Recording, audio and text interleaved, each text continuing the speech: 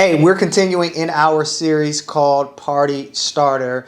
And our goal in this conversation over the next couple of weeks is to help you understand and really to encourage you that you have exactly what it takes to be a party starter. And this week, I want to talk specifically about one way that all of us, especially you, can be a party starter. Now, I want to start with a story. I remember a couple years ago, back when I lived in Wisconsin, if you know anything about the northern part of the United States, winters get really, really cold, and sometimes we have really, really bad snowstorms. And I remember one time in particular, I was at a high school basketball game at night, and it was one of like the big classics. And so I was like really, really excited to be there. But while we were all at the game, there was this big snowstorm that came through our area. And I'm talking about by the time we got out of the game, snow was just everywhere. People were slipping and sliding in their cars.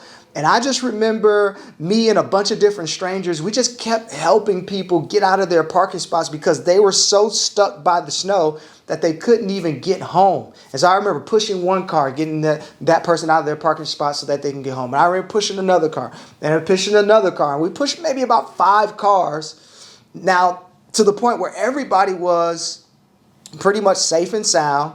And now I'm like, okay, I'm good. Nobody else needs help. So I get in my car and nobody else is around. Everybody is gone now. And I literally head out to the main road. I take one small turn. I start sliding on the ice and snow, and I end up in a ditch. Can you believe that? Now for some of you, you probably think like this is a super fun idea and sounds like a field trip or an amusement park, but no. Falling into a ditch or sliding into a ditch with your car in the middle of a snowstorm is probably one of the worst things that can happen because there's no way you're going to be able to get yourself out of there. And here I was, 2 hours, and I'm still stuck in the middle of a snowstorm. And on top of that, it's the middle of the night. And so all the people that I would normally call, they're all asleep. And so nobody's answering their phone at the moment. And so the only thing I could think of doing was posting on social media. Now, you probably think, why would you hop on social media when you need help? I don't know why I hopped on social media, but I did. And I just remember making a post. Here I am at 12 o'clock at night, and I'm stuck in a snowstorm. And I just remember all these people, they start commenting on, oh man, it's going to get better. And oh man, let me know if you need any help. And I just remember one of my social media friends literally found out where I was, came to where I was, and literally helped get me out of the ditch. And I was able to get home safely. Now, the reason why I share that is because I don't know about you, but all of us at some point in our life, we need a person that can come to our rescue. We need someone that can get us out of a jam. We need someone when all control is out of our hands, we need somebody else to come to our rescue to help us out. Now, what's true about your generation that's a little bit different maybe from my generation or maybe some of the older generations is that your generation cares. I mean, you guys care a lot. This is a generation that just cares. And I see it everywhere that I turn. Anytime there's a problem, you notice when things are wrong. Anytime there's a cause, your generation or this is a generation that joins the cause and want to be a part of the fight to end something that's going wrong in our world. You speak up about it. You post about it. I mean, you're just a generation that genuinely cares. Now, here's the tension that comes with that. Sometimes, even though you have the capacity to care, sometimes it feels like all the wrong that's happening in the world, all the need that people have can be a little bit overwhelming. Let's just be honest. Like when you look at all of the problems of the world, when you look at all of the people that are in need and you see that you really can't meet every single one of their needs or you can't fix all of the wrong, you kind of get overwhelmed. I know I do sometimes. You kind of get overwhelmed and you feel like you really can't make a difference. And maybe you ask yourself this question, and I know sometimes I ask myself this question, can I really make a difference that's big enough to cause big change? Like, can I really, make a difference that's big enough to cause big change? And let me tell you something about myself. That's one of the reasons why I became a pastor, is because I wanted to be a part of the change. I wanted to make a difference in the lives of so many other people by introducing them to God, by introducing them to Jesus, by introducing them to salvation and their purpose. But sometimes I ask myself the same question. Am I making a big difference? And I feel like that's just a question that all of us ask ourselves sometimes, because we all want to make big difference. We all want to make a huge difference in the world. But sometimes it's hard to see what you're currently doing as something that contributes or something that adds to the big difference. And then you kind of go down the path when you start that question, and sometimes you get to a question of worth. Is it even worth doing what I'm doing? Is it even worth being a part of the cause? Is it even worth speaking up? Maybe when it comes to your relationship with Jesus, when it comes to living for Christ, when it comes to representing God in the best way possible, sometimes you ask yourself the question, is it even worth it? Is it even worth living for Jesus because of all of the wrong that's happening around me? Is it even worth being an example for God when I know I can't meet every single person's need? Now, there's a story that I want to talk about in the life of Jesus, because when we look at Jesus, Jesus often taught people how to be party starters. All throughout his life, he went around teaching people how they can actually make a difference. And there's a parable found in Luke chapter 10 where Jesus is sharing a story, but he shares a story, I feel like, that answers this question of worth. I feel like this story answers the question of, can I make a difference, and can I make a big enough difference? And so in this story, Luke chapter 10, there's this expert lawyer, this teacher of the law, who really asked Jesus a question. But he asked Jesus a question to test and prove how much Jesus knew about the law. Now, I don't know if you've read the Bible before, and if you have read the Bible, and if you learned or read anything about Jesus, I love how Jesus kind of answers questions. I love how he kind of deals with some of the problems that happened during his day, because he never answers the question the way that we expect him to answer the question. Jesus has a reputation of taking what we think about a certain issue, a certain topic, a certain problem in the world, and he kind of flips our thought process upside down. And the purpose of why he does that is because he wants us to think about things differently. And that's exactly what Jesus does to this person's question. Here's the question that he asked. He said, what should I do to inherit eternal life? Basically, he's asking the questions, what are the things that I have to do in order to get into heaven? Now, I'm pretty sure that somewhere in the Bible, somewhere in the law, there's some pretty good information and explanation about what people can do in order to be right with God, in order to get into heaven. But Jesus kind of flips the script on this question, and he kind of talks about something else. He kind of talks about your neighbor. And he really even tells the story, and I don't know if this is a true story or something that actually happened, but he kind of breaks it down in this story. And I want to read you this story. He starts off, he says, a Jewish man was traveling from Jerusalem down to Jericho, and he was attacked by bandits. They stripped him of his clothes, beat him, and left him half dead beside the road. Now, here's this guy.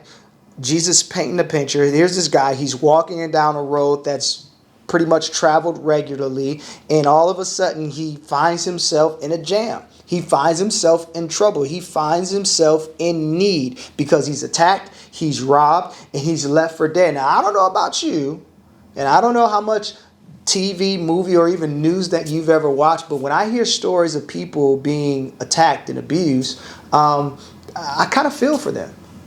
Because I would hate to see anybody have to go through that. I would hate to hear that anybody has to go through that.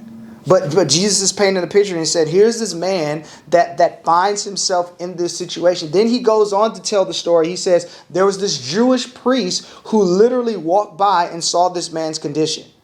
But he kept traveling. He kept on walking.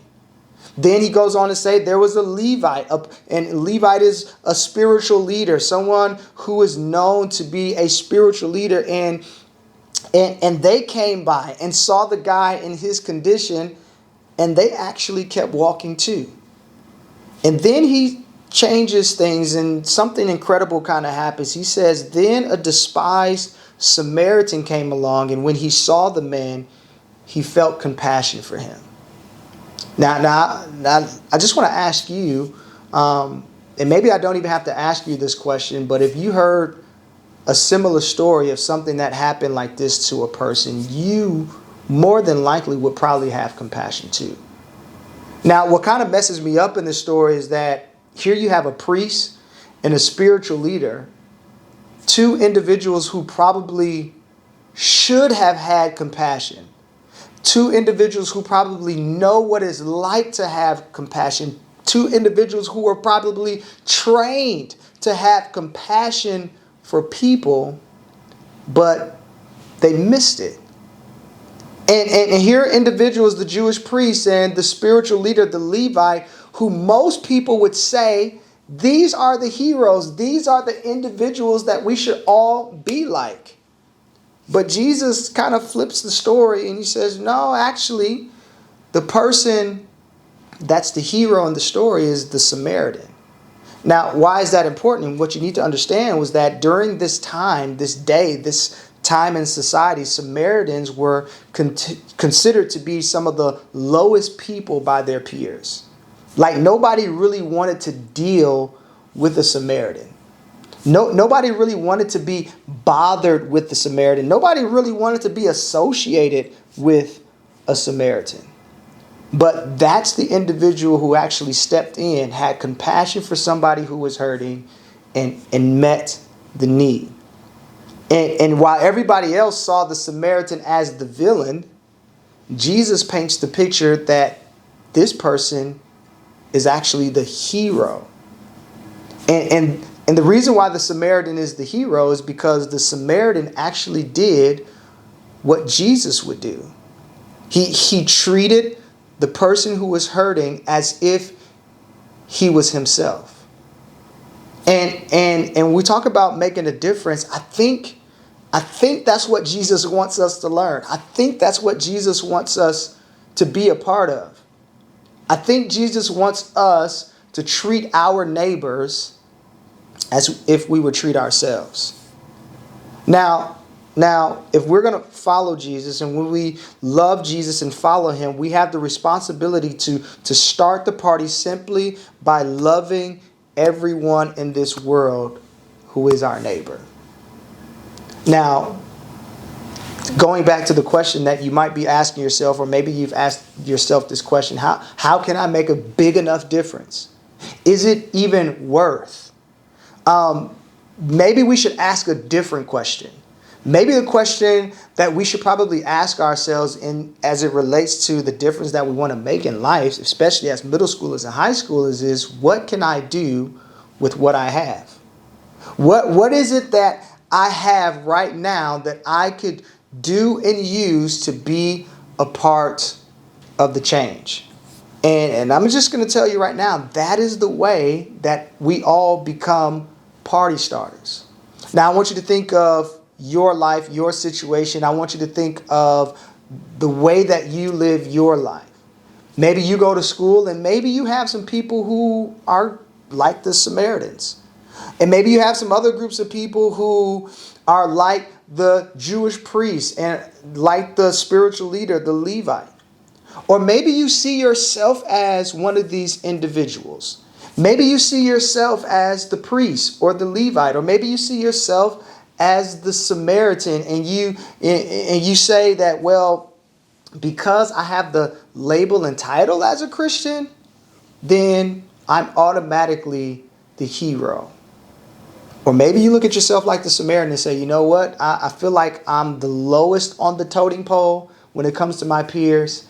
and nobody's actually checking for me to make a difference.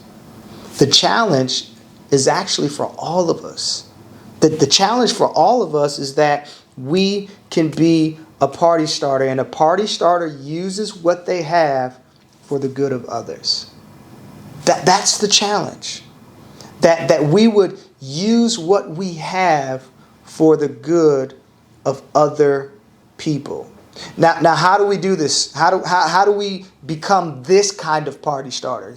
I think we do it by asking ourselves a couple of questions. Number one, we have to ask ourselves the question, who is my neighbor?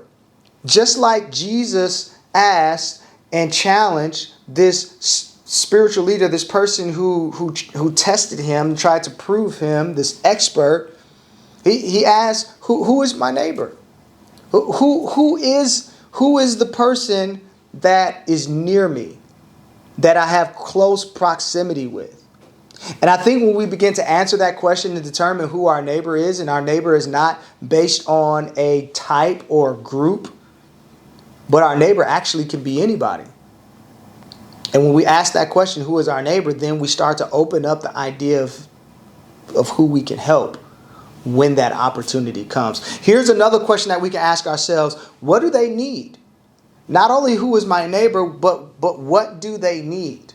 Do they need material? Do they need maybe presence? Maybe sometimes a friend just needs a conversation. Maybe sometimes people just need presence.